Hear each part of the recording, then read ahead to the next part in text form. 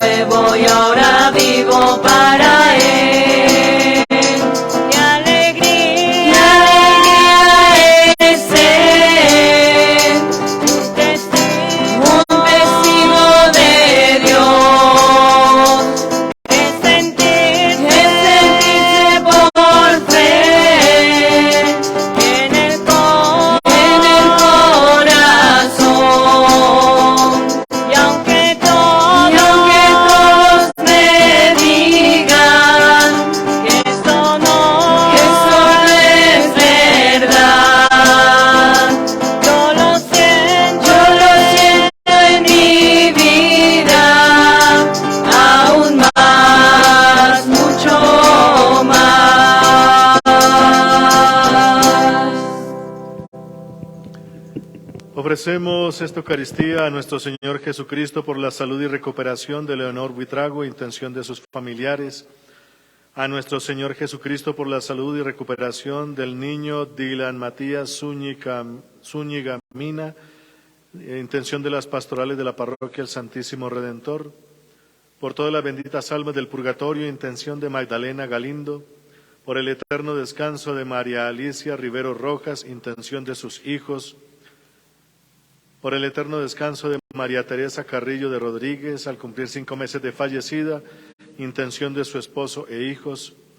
Por el eterno descanso de Miriam Bendec de Vargas, al cumplir 1 año de fallecida, y la intención de Luis Fernando Bendec y demás familiares. Por el eterno descanso de Gladys Solano Cuervo, al cumplir 21 meses de fallecida, intención de la familia Parra Solano. Por el eterno descanso de Luis Eduardo Parra Casas, al cumplir 2 años de fallecido, intención de su hija y nieta. Por el eterno descanso de Teodoro Chivatá Cifuentes, José Teodoro Chivatá Galindo, Ignacio Cortés Vega, Carmen Rosa, Tomás, Fidel Eduardo y Alicia Galindo, intención de Magdalena Galindo.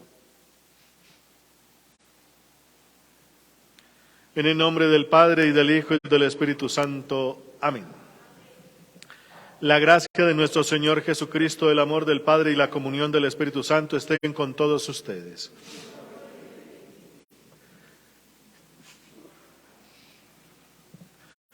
Muy queridos hermanos, en el día en que celebramos la victoria de Cristo sobre el pecado y sobre la muerte, reconozcamos que estamos necesitados de la misericordia del Padre para morir al pecado y resucitar a la vida nueva.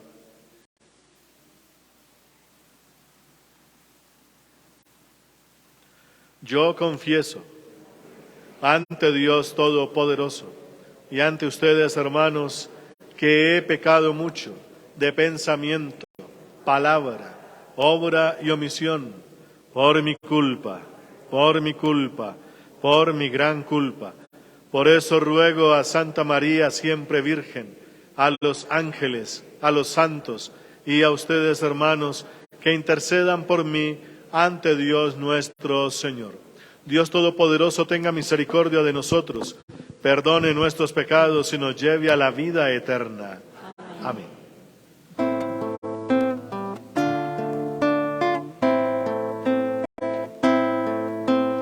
Ten piedad de mí, oh Señor, ten piedad de mí.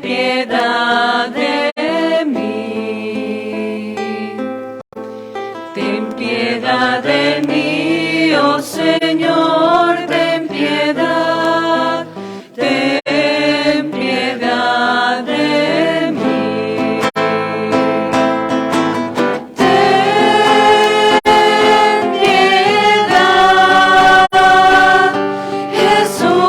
Jesucristo, ten piedad. Ten piedad, Jesucristo, ten piedad. Ten piedad de mí, oh Señor, ten piedad de mí. Ten piedad de mí, oh Señor, ten piedad de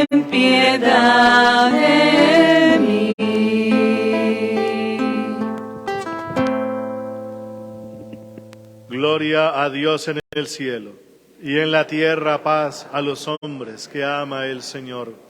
Por tu inmensa gloria te alabamos, te bendecimos, te adoramos, te glorificamos. Te damos gracias, Señor Dios, Rey Celestial, Dios Padre Todopoderoso, Señor Hijo único Jesucristo, Señor Dios, Cordero de Dios, Hijo del Padre. Tú que quitas el pecado del mundo, ten piedad de nosotros. Tú que quitas el pecado del mundo, atiende nuestras súplicas.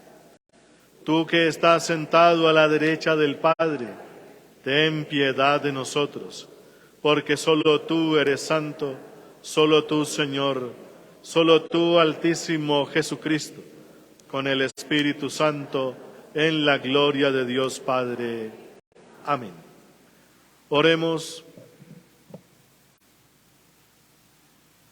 Dios Todopoderoso y Eterno, ayúdanos a llevar una vida según tu voluntad, para que podamos dar en abundancia frutos de buenas obras en nombre de tu Hijo predilecto, quien vive y reina contigo en la unidad del Espíritu Santo y es Dios por los siglos de los siglos. Escuchemos atentos la palabra de Dios.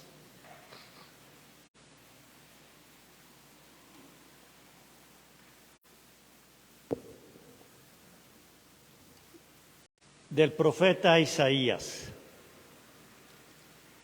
En otro tiempo, el Señor humilló el país de Zabulón y el país de Neftalí.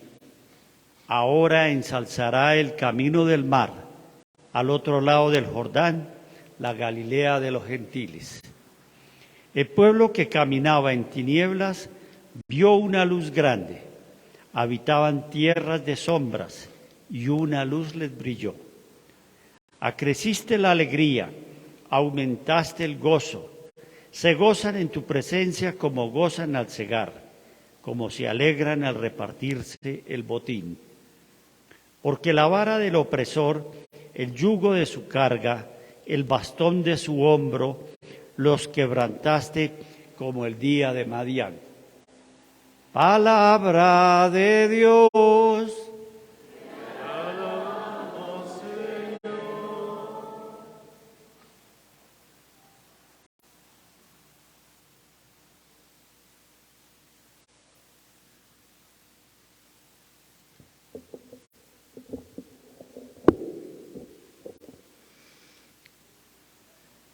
El Señor es mi luz y mi salvación.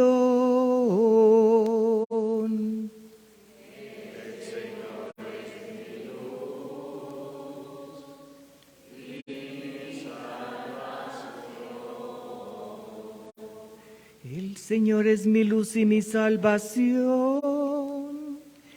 ¿A quién temeré? El Señor es la defensa de mi vida. ¿Quién me hará temblar? El Señor es mi luz y mi salvación. Una cosa pido al Señor, eso buscaré. Habitar en la casa del Señor por todos los días de mi vida. Gozar de la dulzura del Señor, contemplando su templo. El Señor es mi luz y mi salvación. Espero gozar de la dicha del Señor en el país de la vida. Espera en el Señor, sé valiente, ten ánimo, espera en el Señor.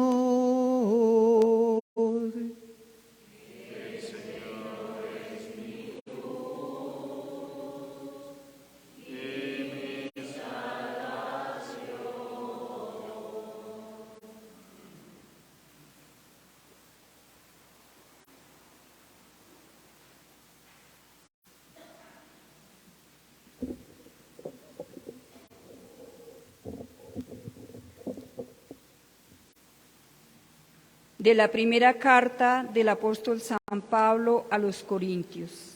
Hermanos, os ruego en nombre de nuestro Señor Jesucristo, poneos de acuerdo y no andéis divididos. Estad bien unidos con un mismo pensar y sentir. Hermanos, me he enterado por los de Cloé de que hay discordias entre vosotros, y por eso os hablo así. ¿Por qué andáis divididos diciendo, yo soy de Pablo, yo soy de Apolo, yo soy de Pedro, yo soy de Cristo? ¿Está dividido Cristo? ¿Ha muerto Pablo en la cruz por vosotros? ¿Habéis sido bautizados en el nombre de Pablo? No, me envió Cristo a bautizar, sino a anunciar el Evangelio, y no con sabiduría de palabras, para no hacer ineficaz la cruz de Cristo. Palabra de Dios. Te alabamos, Señor.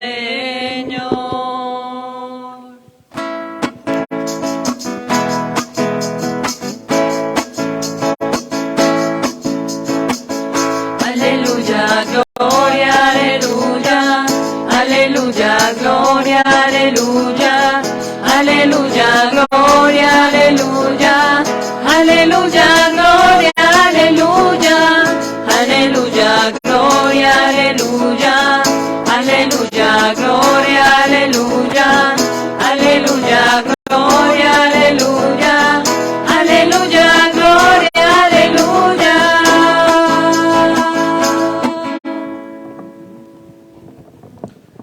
El Señor esté con vosotros. Lectura del Santo Evangelio según San Mateo.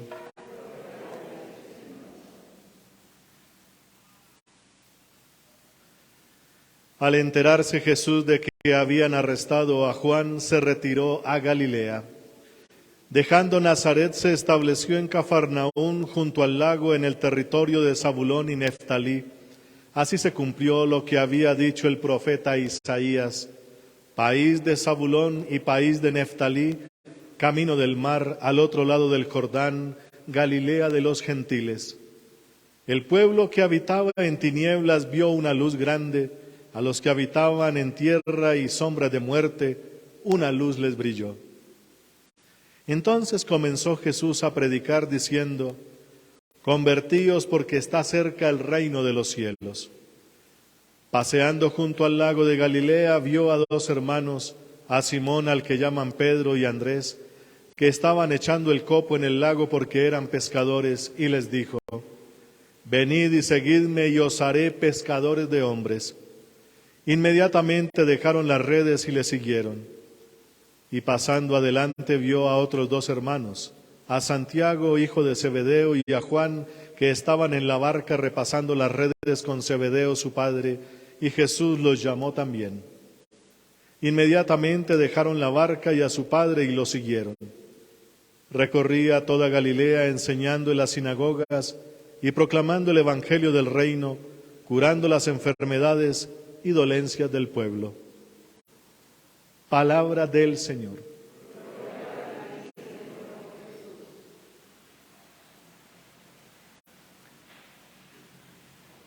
Muy queridos hermanos, estamos iniciando en la Iglesia Católica esta tercera semana del tiempo litúrgico llamado tiempo ordinario, donde durante estas 34 semanas vamos a ver los misterios de nuestro Señor Jesucristo, especialmente los domingos.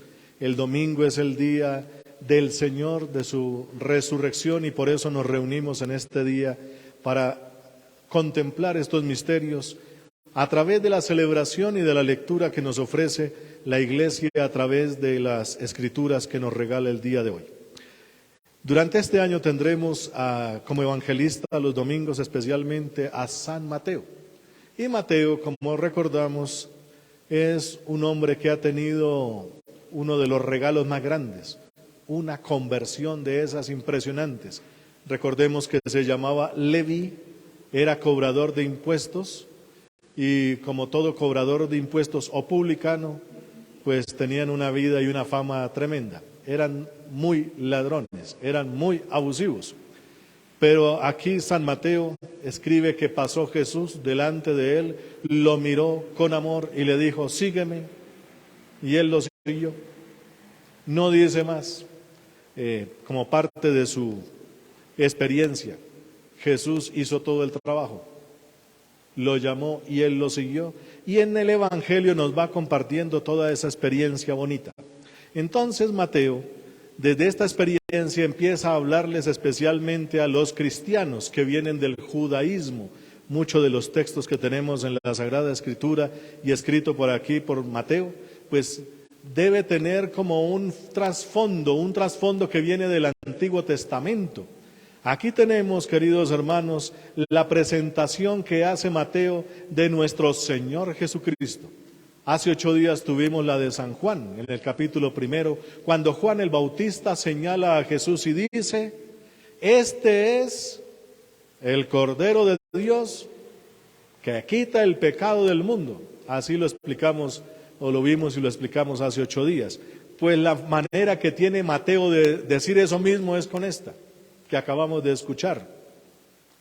Jesús deja Nazaret, donde se había criado, y se va a Galilea. ¿Cuál será la razón de eso? Pues algunos especialistas en Biblia, algunos doctores en el asunto nos han dicho, al parecer, porque Nazaret es muy tradicional, sigue todos los lineamientos de Jerusalén, es una sociedad bastante cerrada en su manera de pensar. Allí Jesús no pudo hacer mucho. Recordemos un episodio donde Jesús va a su casa, a Nazaret, se pone a predicar allá en la sinagoga y resulta que sus mismos familiares lo sacan a empujones para matarlo, dice allá. Y Jesús dice, nadie es profeta.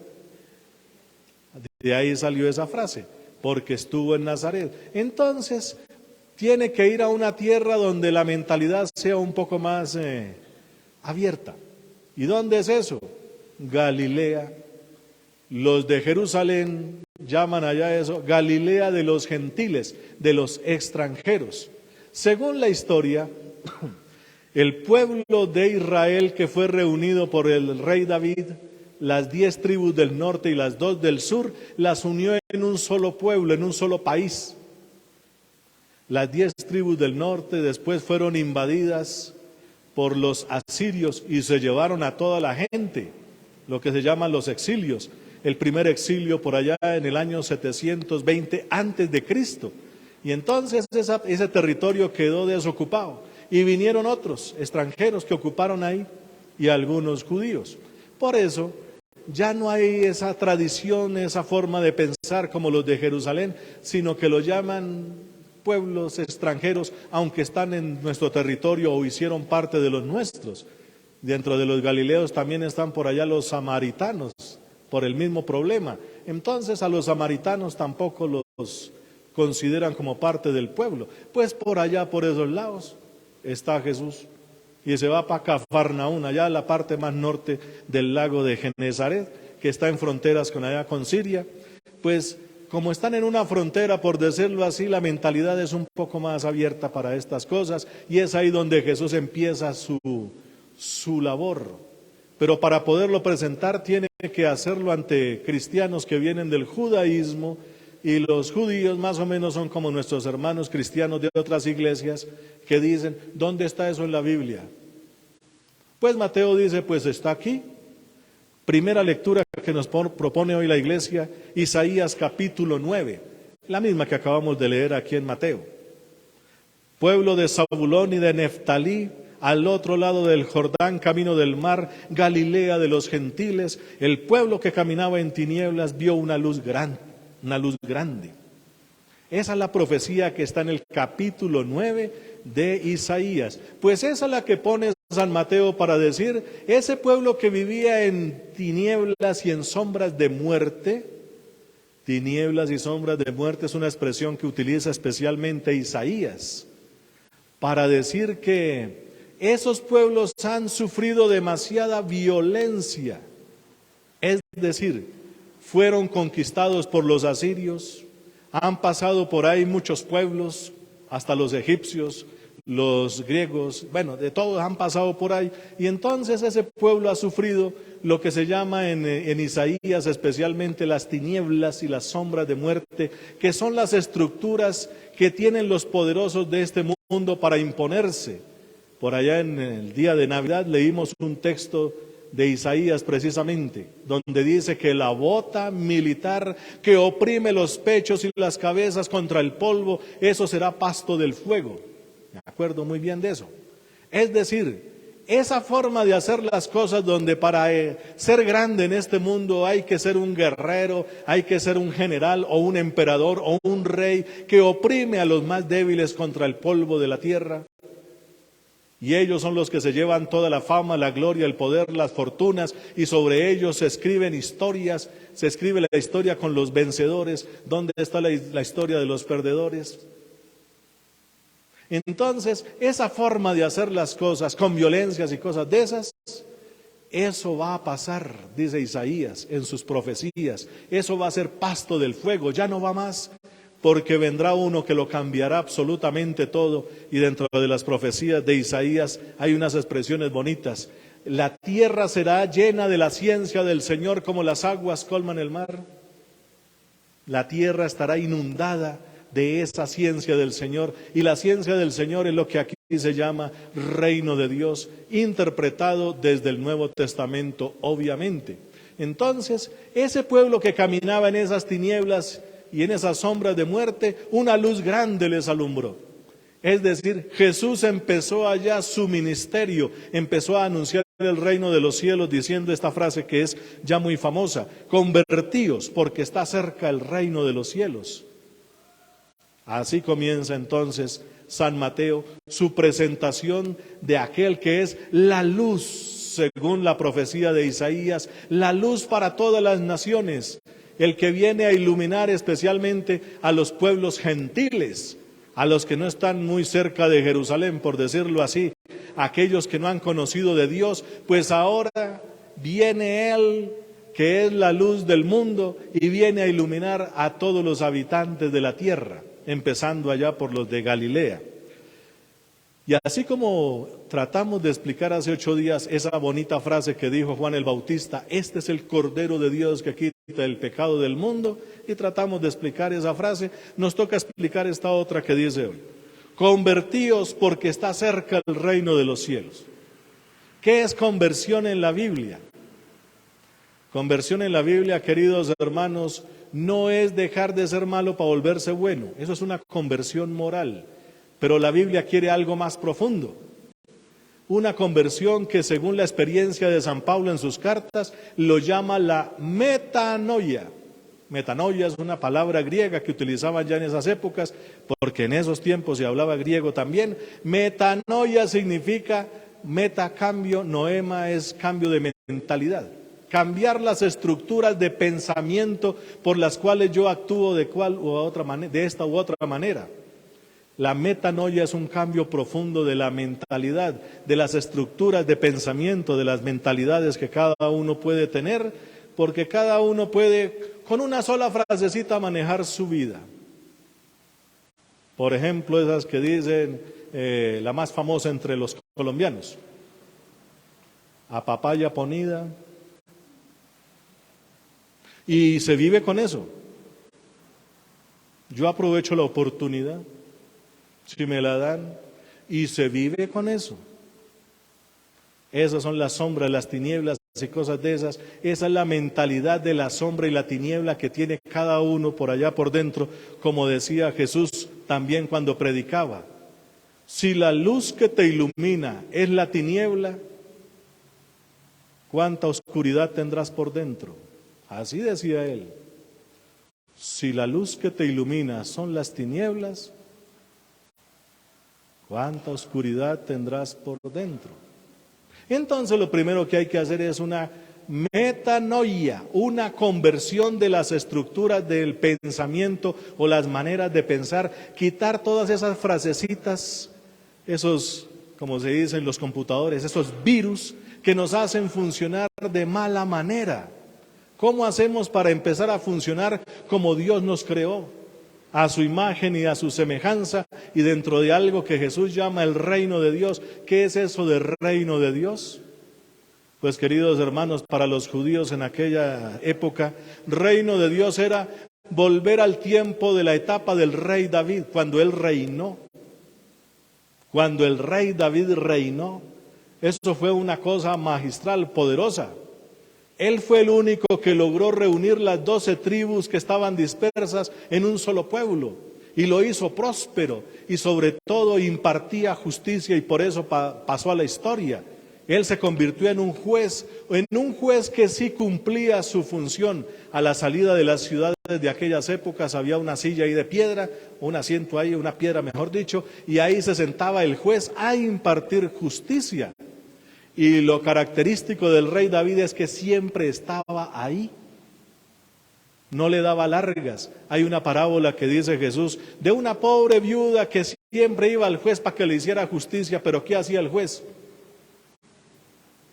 Le daba largas y largas y largas. En cambio el rey David, no señor, ahí estaba. Y le enseñó también a su hijo Salomón. ¿Qué hacía Salomón? Impartía justicia. Recordemos aquel caso famoso de 2 mujeres que pelean por la maternidad de un bebé. ¿Y qué dice el rey Salomón impartiendo justicia? Partan al niño por la mitad. Y una dijo, no, entrégueselo a usted, la mamá. Así era que hacía justicia el rey Salomón, porque la manera de gobernar es impartir justicia en estos casos difíciles, y a los reyes les toca hacer eso. Pues el rey David fue el que comenzó con estas cosas, y el rey Salomón lo llevó a otros niveles. Por eso volver al reino de Dios es tener una unidad.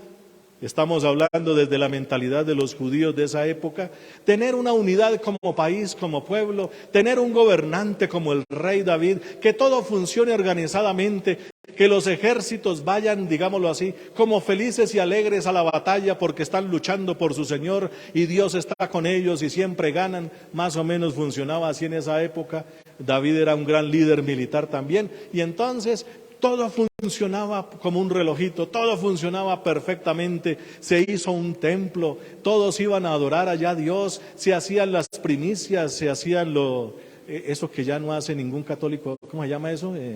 Diezmo. Y entonces, pues, queridos hermanos, todo funcionaba como un relojito.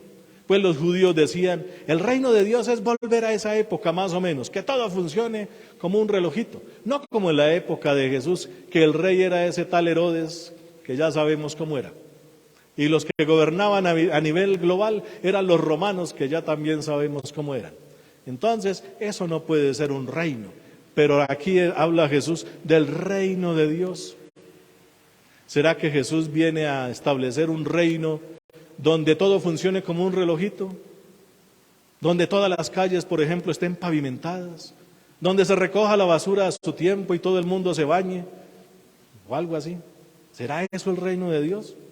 ¿Que se cobren los impuestos y toda la cosa?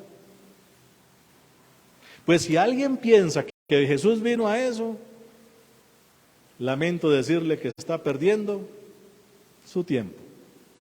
Cuando Jesús habla del reino de Dios es otra cosa totalmente diferente. Jesús trataba de explicar esto porque pues no es fácil hablar del reino de Dios, del verdadero reino de Dios, y tenía que utilizar, por ejemplo, las parábolas. El reino de Dios se parece a una señora que hace pan, hace la masa y le echa una medida de levadura, la tapa con un trapo y al rato la masa está diferente, fermentada. ¿Entendieron?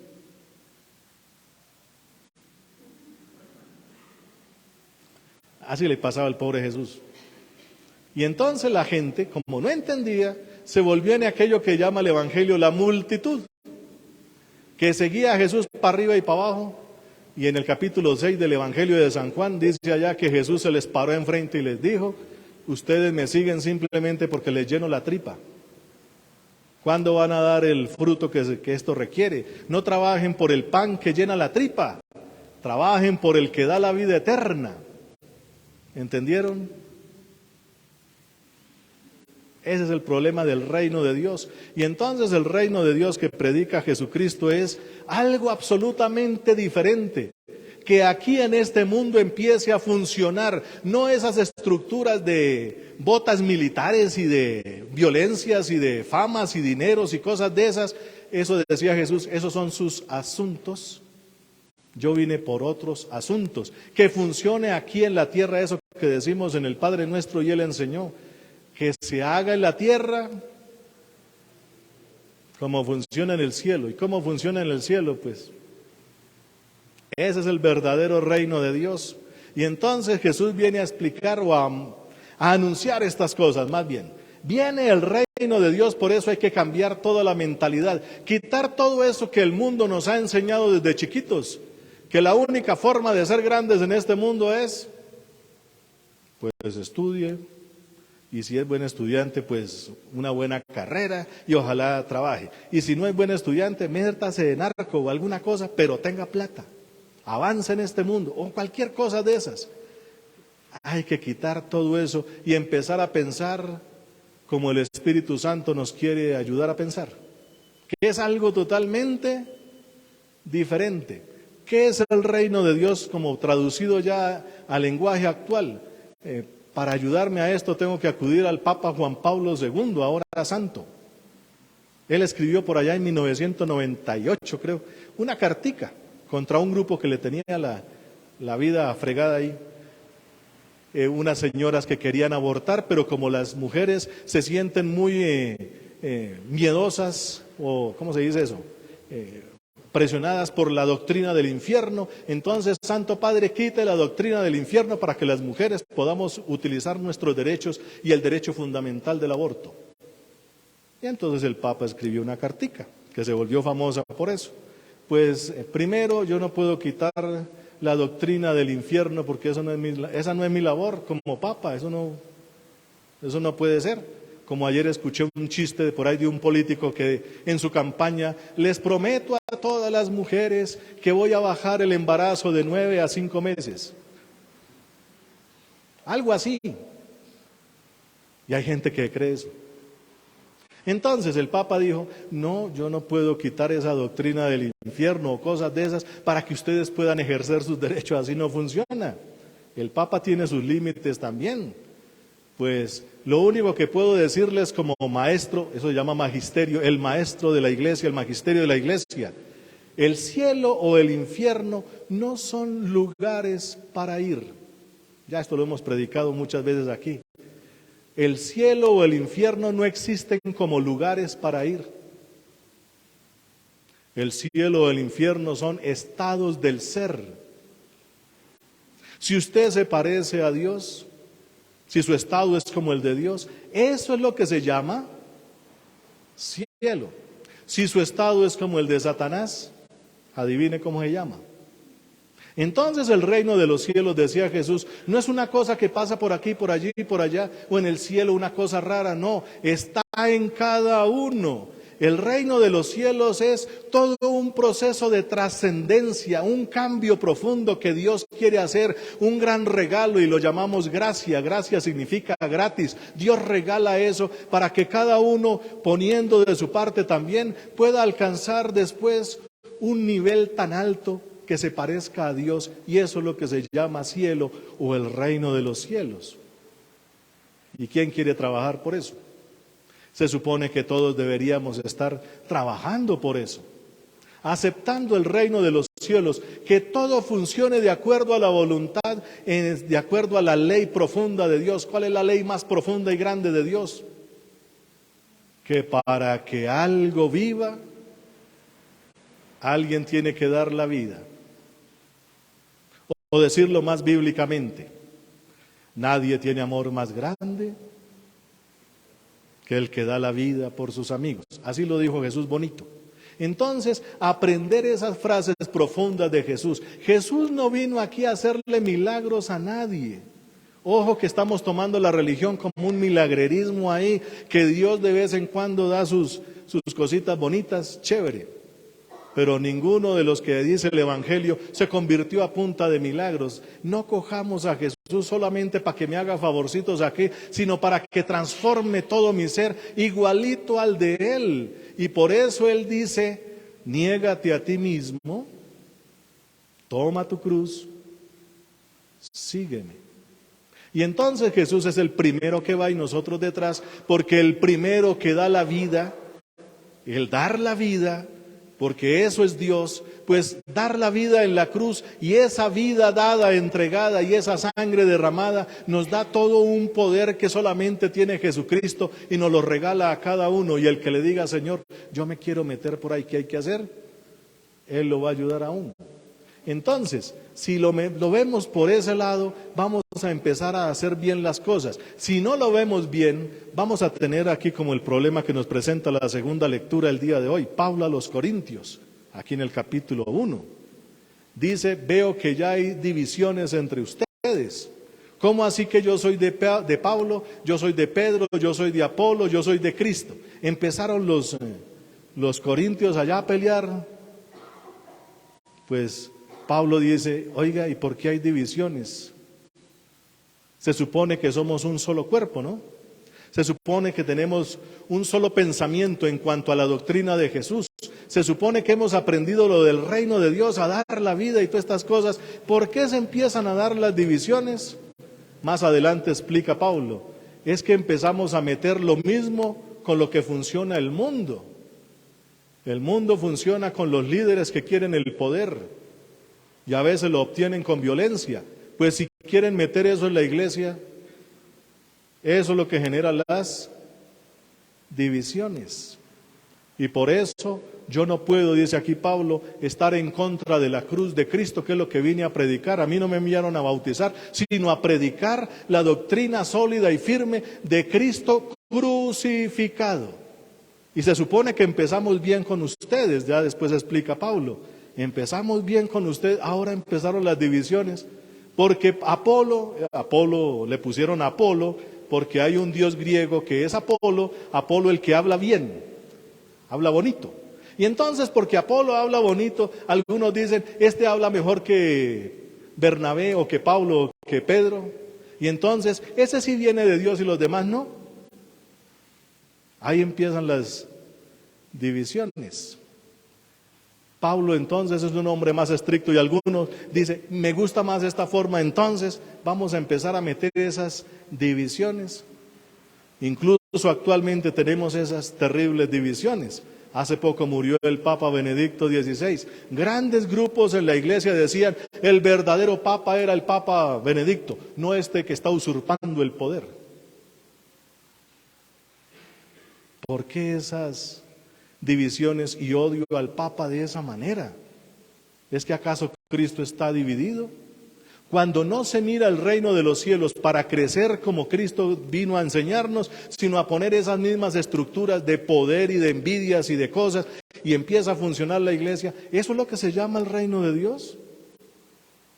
Pues no, el reino de Dios es cuando alguien se convierte en discípulo de Jesucristo. Es decir, Señor, yo quiero aprender eso que usted está enseñando. El ejemplo para mí más fácil de expresarlo es, o para hacerme entender, es el de San Ignacio de Antioquía, un santo a quien aprecio mucho, del año 107, era un obispo por allá en Antioquía de Cilicia, por allá por esos lados. Hoy se llama eso Siria, por esos lados. Bueno, entonces los romanos se lo llevan, lo condenan a muerte y entonces le dejan los soldados escribir media paginita allá donde llega y escribe unas carticas que están en internet por ahí, las carticas cortas de San Ignacio de Antioquía. Para mí la más bonita es la última, la carta a los romanos. Ya cuando está llegando a Roma, les escribe allá a los romanos, a los cristianos de Roma que ya tenían influencia, les dice, hermanos, ya estoy condenado a muerte. Y una voz aquí en lo profundo me dice, ven al Padre, y quiero ir al Padre, quiero morir por Cristo, porque ya aprendí lo que es ser discípulo. Ser discípulo es entregar la vida por Cristo. Por favor, ustedes que tienen influencia, no me impidan esto. Yo quiero morir como el trigo que se muele en el molino. quiero morir con mi carne triturada y mis huesos triturados en los dientes de las fieras, porque fue condenado a eso. No me impidan esto, porque Dios me enseñó ya lo que es ser discípulo. ¿Qué es ser discípulo? Entregar la vida. Eso es un discipulado. No es aprenderse la Biblia de memoria, queridos hermanos. Es aprender a dar la vida como Cristo, y si lo aprendió leyendo la Biblia, chévere. Esa es una buena forma. Pero cuando ya alguien le dice a Jesús, Señor, yo quiero seguirte, enséñame. Y Jesús, pues, niégate a ti mismo, toma tu cruz, sígueme. Y si uno hace eso, ya sabemos para dónde vamos. Eso es lo que se llama ser discípulo. Si alguien ve la religión como otra cosa, que para que le vaya bien, para que tenga suerte o cosas de esas, le digo que está perdiendo su tiempo. Y como dijo Jesús también, recordemos una de las frases más tristes que dice por allá respecto a un señor llamado Judas Iscariote: más le valdría no haber nacido. No es que Jesús lo esté maldiciendo, no. Es que Judas hizo unas elecciones de su vida tremendas y lo llevaron al fracaso de su vida. Judas, según los que saben, pertenecía a ese grupo, el grupo guerrillero de la época, echar a los romanos, y por eso esos que mataban soldados romanos, para quitarse esos enemigos, y ahí pusieron toda su fe, toda su confianza y toda su acción. Judas se metió en el grupo de Jesús, por ahí lo leí, que para atraer a Jesús a su movimiento, porque ese hombre sí hablaba bien y atraía a las gentes y no sé qué, y entonces querían llevárselo a su movimiento. Pero cuando Jesús empieza a hablar así, como un profeta de esos medio sonsos, no como los profetas que amenazaban y con fuegos, no, si te pegan aquí, ponga la otra. Si tu enemigo está muy cansado con el equipo militar y te obliga, porque obligaban a la gente allá, le cargaban el equipo, si te obliga 1 milla, o sea 1000 pasos de militar en marcha, ¿por qué no le ayuda a 2? Imagínense, uno que está luchando contra otro grupo y escuchar esas palabras. Tenga compasión de su enemigo, porque si no, entonces, pues todo eso hizo que a Judas se le saliera Jesús de su corazón, no le quiso aprender absolutamente nada, y lo último que decidió fue venderlo, a ver si sacamos algo de dinero de él. Pero ya cuando se dio cuenta para dónde iban las cosas, un judío justo no puede tener sangre en sus manos, y cuando ya vio condenado a Cristo allá a muerte, ahí sí le entró la pesada al corazón, ya para qué, y decidió matarse. Más le valdría no haber nacido, haber desperdiciado su vida en una idea que no lo lleva sino a eso. ¿Para qué sirve? El reino de los cielos es que el ser de uno se parezca tan bonito a Dios, igualito en todo. Llevar a la plenitud, es la palabra que utilizamos en la iglesia, la utiliza mucho San Pablo, la plenitud del ser de uno mismo, y ser igualito a Dios como está Jesucristo en este momento. La máxima plenitud de Jesucristo en este momento lo llamamos y la celebramos como la ascensión al cielo. No es que Jesucristo se subió en un ascensor para el cielo, no, es que alcanzó su máximo grado de ser, igualitico a Dios, y por eso está, se dice poéticamente, sentado a la derecha del Padre. ¿Qué más podemos decir con nuestras palabras humanas? Llegó a su máximo nivel, a su máximo grado, pues nos dice Jesús, sígueme y estarás conmigo allá. ¿Alguien quiere ir a sentarse al trono de Dios? Esa es la oferta del reino, eso es lo que significa. Y cuando alguien ya empieza a medio comprender esto, nos dice San Mateo, algunos empezaron a adherir a Jesús, entre ellos Andrés y Simón, que después se llama Pedro, y los hermanos Zebedeo, Santiago y Juan, y de Betsaida después salió Felipe, y después cuando fueron a Jerusalén, porque los evangelios nos narran ese camino hacia Jerusalén, ahí fueron consiguiéndose los demás discípulos y después apóstoles, aquellos que fueron aceptando esta nueva forma de hacer las cosas como interpretaba o como predicaba Jesús, y por eso aprendieron esa frase como dice acá, ser pescadores de hombres. Oye, deja esa forma de pensar y vente aquí a la forma de pensar de Jesucristo y hacer como Él dice. Eso es lo que se llama ser pescador de hombres. Y esa es la tarea que nos toca a todos. Esta frase no es solamente para la vocación sacerdotal de los curas o la de las monjitas. Eso es para todos. Usted como papá y mamá, cuando tiene que educar a sus hijos, ¿le toca ser pescador o no? Si un hijo se le quiere desviar para otro lado, ¿qué tiene que hacer? Utilice todas las herramientas posibles. A mí me gusta el ejemplo de Santa Mónica, cuando le tocó educar a su hijo Agustín, que era un muchacho muy inteligente, pero demasiado díscolo. Entonces, Santa Mónica se va allá donde el gran obispo de Milán, San Ambrosio, y le dice, mire, ayúdeme con ese muchacho. Y Ambrosio le dice, no le hable a Agustín de Dios, háblele a Dios de Agustín. Eso es lo que hoy en día llamamos nosotros el remojo. Póngalo en remojo unos añitos ahí en oración, mucho Espíritu Santo, mucho Padre Nuestro, mucha Ave María, póngalo ahí y en unos 2 o 3 años hablamos. Pues así hizo Mónica y ahora se llama San Agustín, una de las conversiones más bonitas que tenemos, porque esta persona que iba por un lado, Dios lo puso por el camino que era, y eso es lo que se llama ser pescador de hombres. Pues queridos hermanos, esa es la función que Dios hoy nos regala a todos nosotros. Bendito sea su santo nombre. Amén.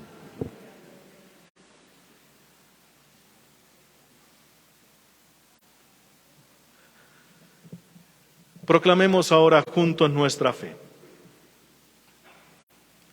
Creo en Dios, Padre Todopoderoso, Creador del cielo y de la tierra. Creo en Jesucristo, su único Hijo, nuestro Señor, que fue concebido por obra y gracia del Espíritu Santo. Nació de Santa María Virgen, padeció bajo el poder de Poncio Pilato, fue crucificado, muerto y sepultado, descendió a los infiernos, al tercer día resucitó de entre los muertos, subió a los cielos y está sentado a la derecha de Dios, Padre Todopoderoso. Desde allí ha de venir a juzgar a los vivos y a los muertos. Creo en el Espíritu Santo, la Santa Iglesia Católica, la comunión de los santos, el perdón de los pecados, la resurrección de la carne y la vida eterna. Amén. Hermanos, la bondad del Padre nos ha insertado por el bautismo en el gran proyecto de la salvación. Supliquémosle ahora para que también nos ayude a leer los acontecimientos de cada día a la luz de su providencia. Y digamos juntos, te rogamos, óyenos. Te rogamos, óyenos. Por el pueblo santo de Dios, para que sea para toda la humanidad primicia de la redención, germen fecundo de unidad y de esperanza, roguemos al Señor. Te rogamos, óyenos. Por los pastores de la Iglesia, para que sepan reunir en torno al Señor a toda la familia de los hijos de Dios y la sirvan humildemente con la palabra y el ejemplo, roguemos al Señor. Te rogamos, óyenos. Por los responsables de las naciones y de los organismos internacionales, para que busquen con conciencia recta lo que favorece más al progreso y no se dejen dominar por el afán del dinero y del poder, roguemos al Señor. Te rogamos, óyenos. Por los que consagran su tiempo a aliviar los sufrimientos de los hermanos, para que en cada uno de ellos sepan reconocer la presencia y el rostro de Cristo, roguemos al Señor. Te rogamos, óyenos. Por nosotros reunidos en torno al altar, para que seamos constructores del reino de Dios, según los dones que cada uno ha recibido, roguemos al Señor. Te rogamos, óyenos. En un momento de silencio presentemos al Señor nuestras intenciones particulares.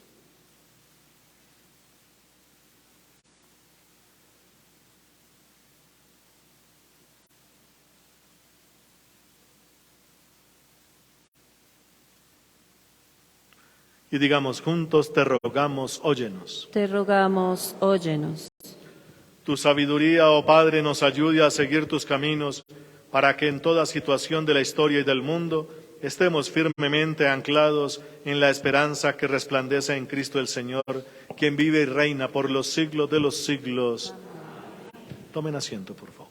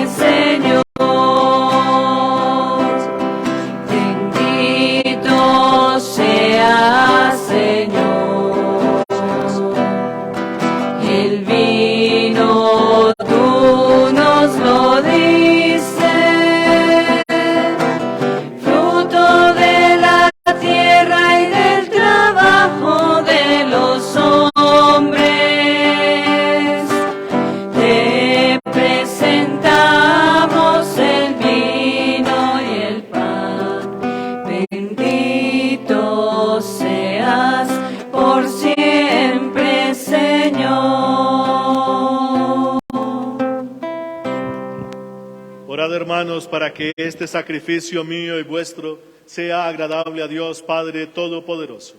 El Señor reciba de tus manos este sacrificio para alabanza y gloria de su nombre, para nuestro bien y de toda su santa Iglesia.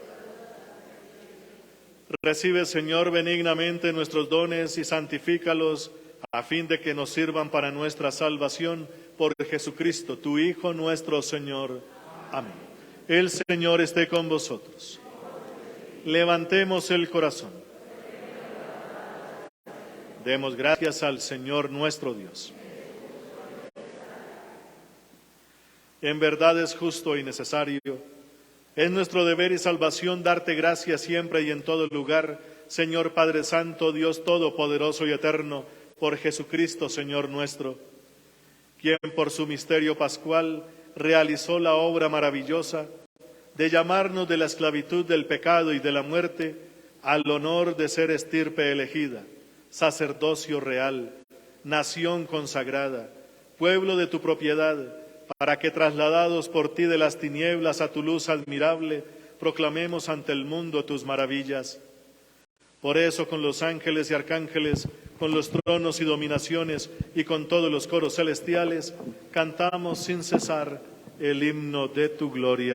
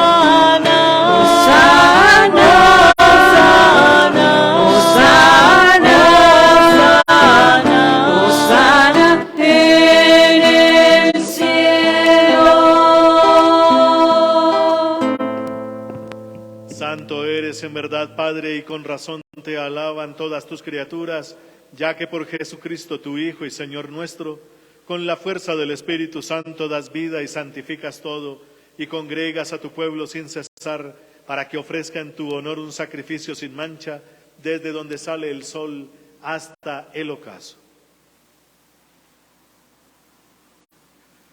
Por eso, Padre, te suplicamos que santifiques por el mismo Espíritu estos dones que hemos separado para ti, de manera que se conviertan en el cuerpo y la sangre de Jesucristo, Hijo tuyo y Señor nuestro, porque Él nos mandó celebrar estos misterios. Él mismo, la noche en que iba a ser entregado, tomó pan, dando gracias te bendijo, lo partió y lo dio a sus discípulos diciendo: tomad y comed todos de él, porque esto es mi cuerpo, que será entregado por vosotros.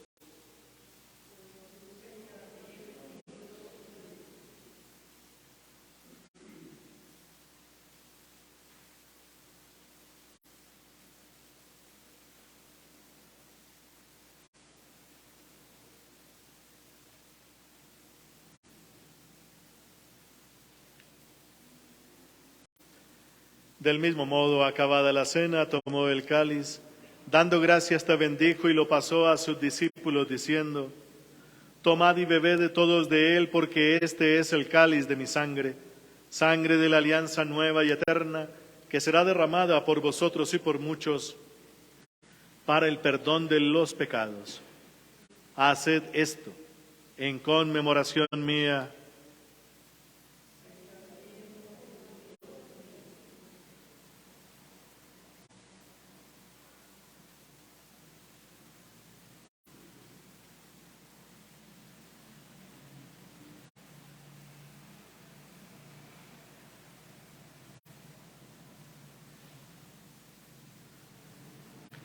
Este es el sacramento de nuestra fe.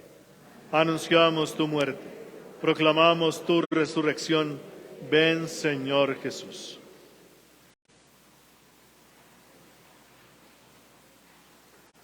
Así pues, Padre, al celebrar ahora el memorial de la pasión salvadora de tu Hijo, de su admirable resurrección y ascensión al cielo, mientras esperamos su venida gloriosa, te ofrecemos en esta acción de gracias el sacrificio vivo y santo. Dirige tu mirada sobre la ofrenda de tu iglesia y reconoce en ella la víctima por cuya inmolación quisiste devolvernos tu amistad, para que fortalecidos con el cuerpo y la sangre de tu Hijo y llenos de su Espíritu Santo, formemos en Cristo un solo cuerpo y un solo espíritu. Que Él nos transforme en ofrenda permanente para que gocemos de tu heredad junto con tus elegidos. Con María, la Virgen Madre de Dios, su esposo San José, los apóstoles y los mártires y todos los santos, por cuya intercesión confiamos obtener siempre tu ayuda. Te pedimos, Padre, que esta víctima de reconciliación traiga la paz y la salvación al mundo entero. Confirma en la fe y en la caridad a tu iglesia peregrina en la tierra, a tu servidor el Papa Francisco, a nuestro obispo Monseñor Francisco Antonio Nieto Súa, al orden episcopal, a los presbíteros, a los diáconos y a todo el pueblo redimido por ti. Atiende los deseos y súplicas de esta familia que has congregado en tu presencia en el domingo, día en que Cristo ha vencido a la muerte y nos ha hecho partícipes de su vida inmortal. Reúne en torno a ti, Padre misericordioso, a todos tus hijos dispersos por el mundo. A nuestros hermanos difuntos y a cuantos murieron en tu amistad, recíbelos en tu reino, donde esperamos gozar todos juntos de la plenitud eterna de tu gloria, por Cristo Señor nuestro, por quien concedes al mundo todos los bienes.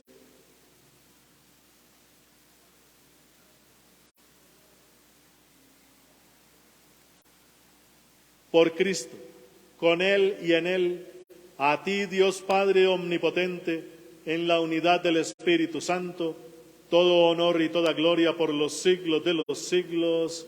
Amén.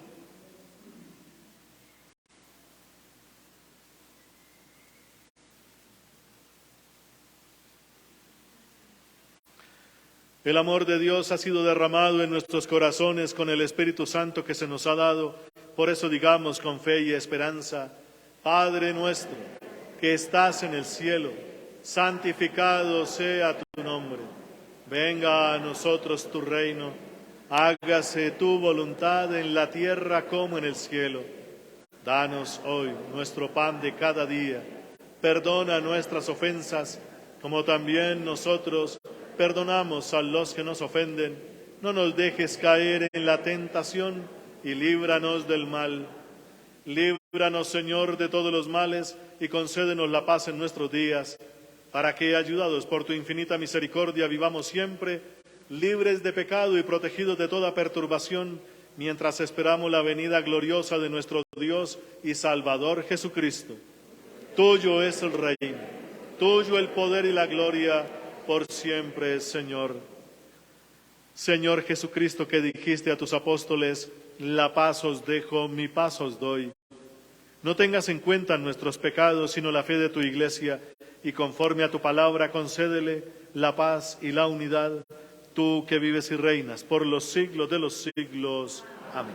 La paz del Señor esté siempre con vosotros. Como hijos de Dios, intercambiemos un saludo de paz.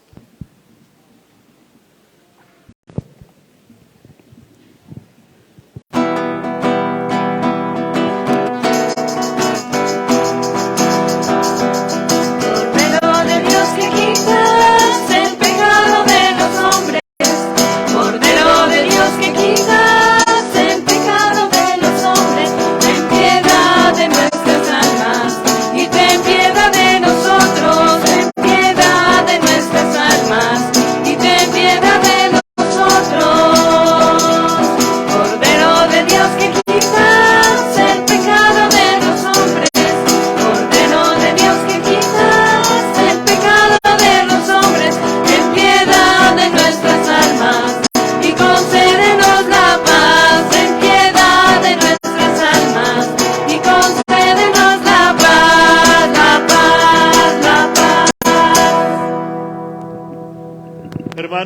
Este es Jesucristo.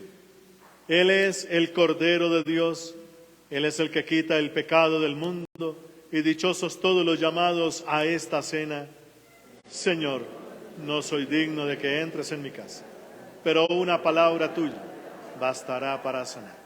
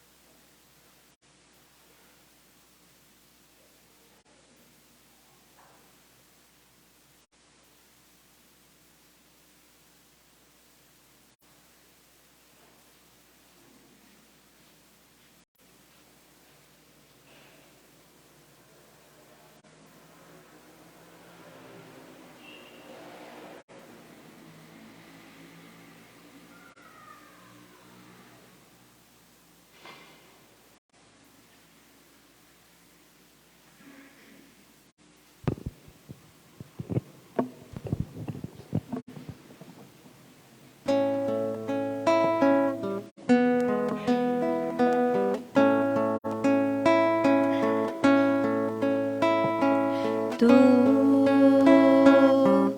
has venido a la orilla, no has buscado ni a sabios ni a ricos, tan solo quieres que yo te siga.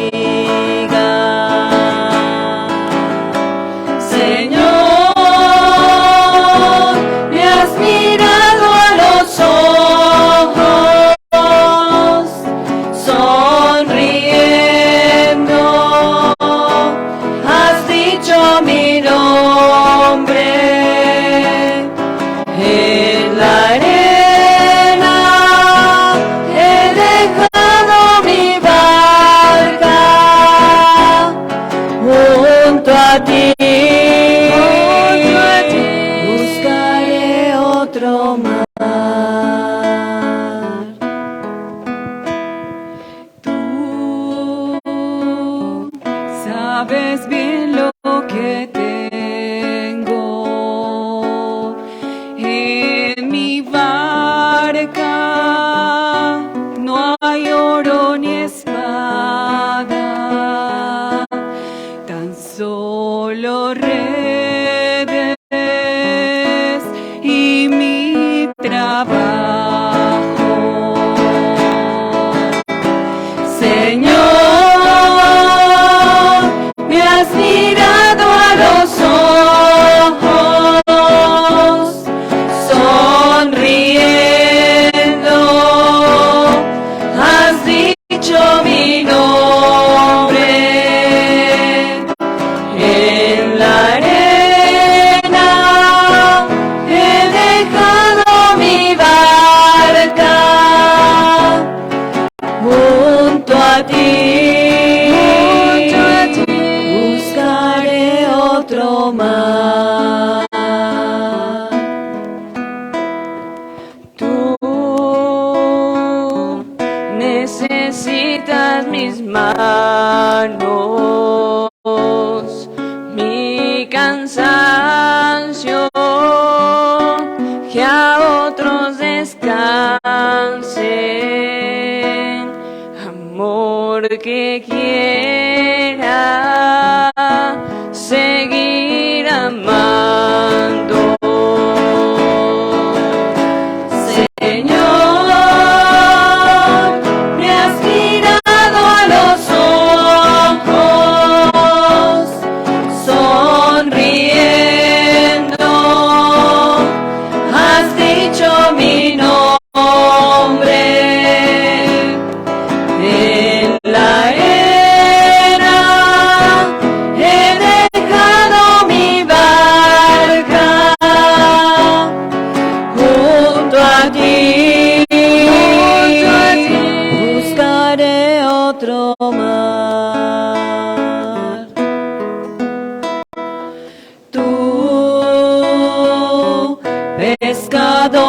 otros lagos, ansia eterna de hombres que esperan, amigo bueno, que así me llamas. Señor, me has mirado a los ojos, sonriendo, has dicho mi nombre.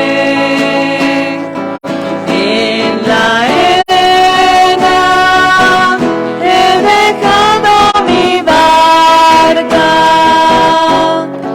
junto a ti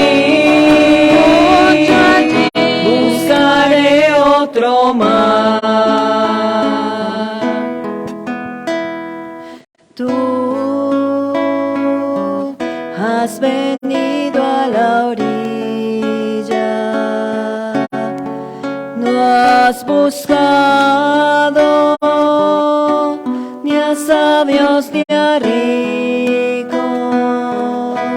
tan solo quieres que yo te siga. Señor, me has mirado a los ojos, sonriendo, has dicho mi nombre. En la arena he dejado mi barca,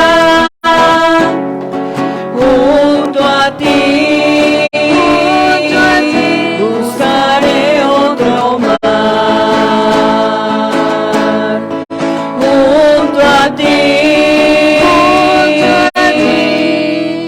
buscaré otro mar.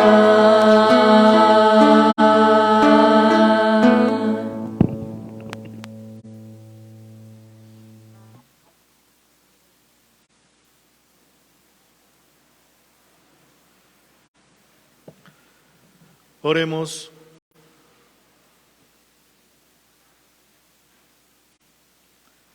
Dios Todopoderoso, te pedimos que cuantos hemos recibido tu gracia vivificadora, nos alegremos siempre de este don admirable que nos haces por Jesucristo, tu Hijo nuestro Señor.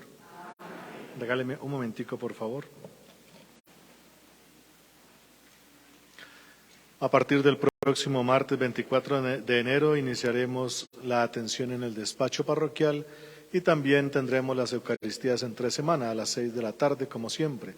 Lo mismo de los domingos, siempre el mismo horario de las 8, 10, 12 del día y 6 de la tarde, las Eucaristías, para invitarlos cordialmente para que participen.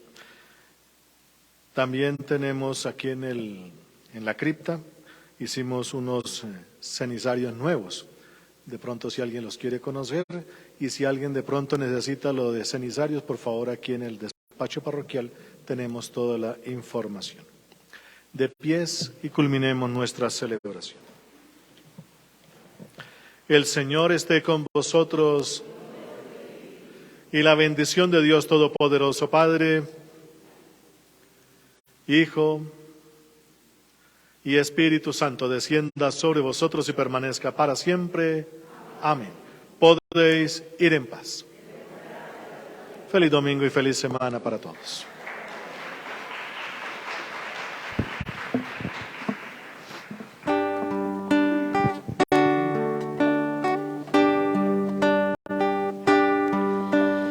Madre nuestra que diste valor, Madre eterna que diste perdón, Virgen del Rosario eres amor, vive siempre en nuestro corazón, en las luchas tú siempre estás.